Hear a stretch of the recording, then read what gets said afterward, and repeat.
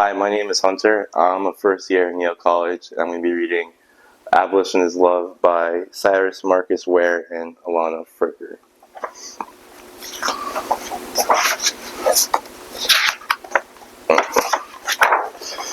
Today is August 10th, Prisoners' Justice Day. We are getting ready for the rally, painting signs and working on banners. I'm learning about abolition.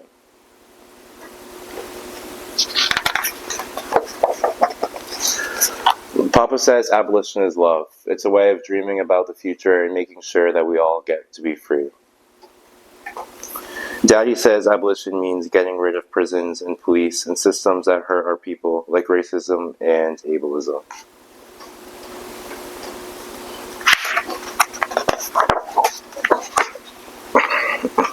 They both say that abolition is how we are going to get free and what we will do together when we are free.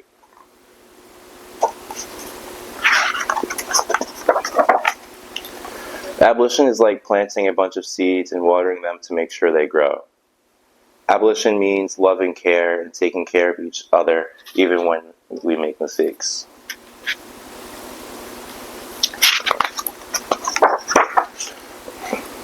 I'm helping Papa make an accessible park in our community.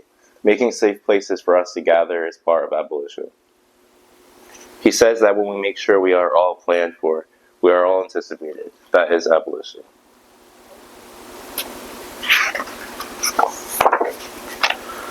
Sometimes abolition means learning to work through conflict. My auntie Jessica came to visit and brought my annoying cousin Curtis with her.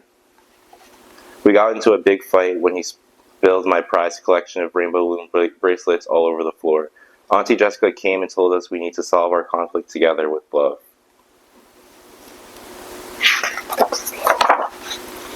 She asked if what happened was a big problem or a little problem. We had to sit down together at the craft table and draw a chart of problems. Big problems were big bars colored in red and were big things that were hard or scary or dangerous. We drew different sized problems from big down to tiny.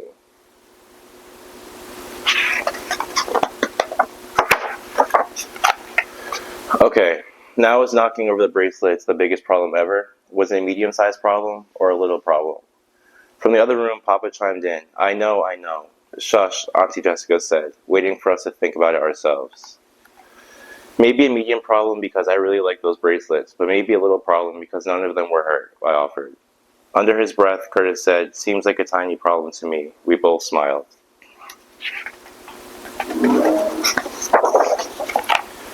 Auntie Jessica smiled too. Auntie Jessica helped us make a plan to share our toys in the room. Feeling heard and having our needs met is abolition, and abolition is love.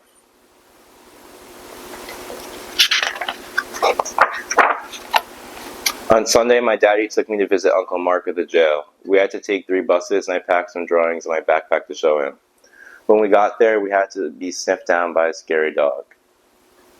I love seeing Uncle Mark, but I hate going to the jail.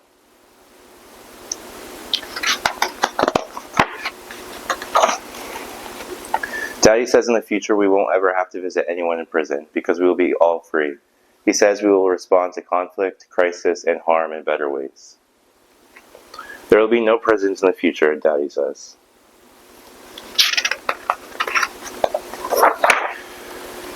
Sometimes abolition looks like sharing.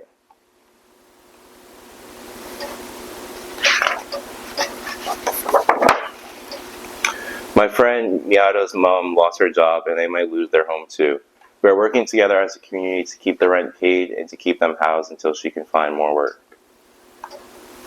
Miata's mom says this is a part of abolition too, making sure that we all make it.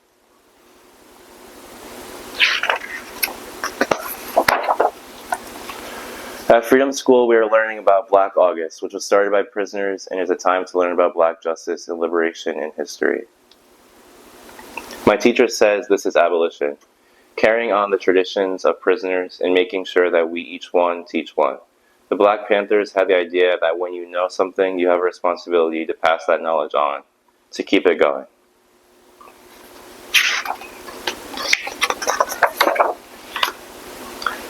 I get to hold my own candle at Prisoners' Justice Day this year. Papa and Daddy say I'm old enough.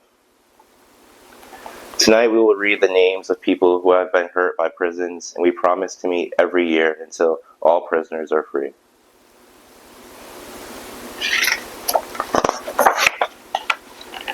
In the meantime, we work together to water the seeds of abolition.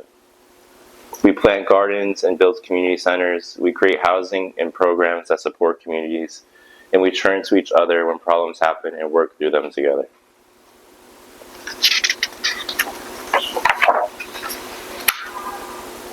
We will help each other to get free along the way to abolition, because abolition is love.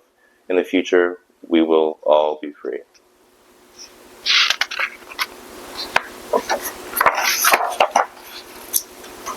That's the end.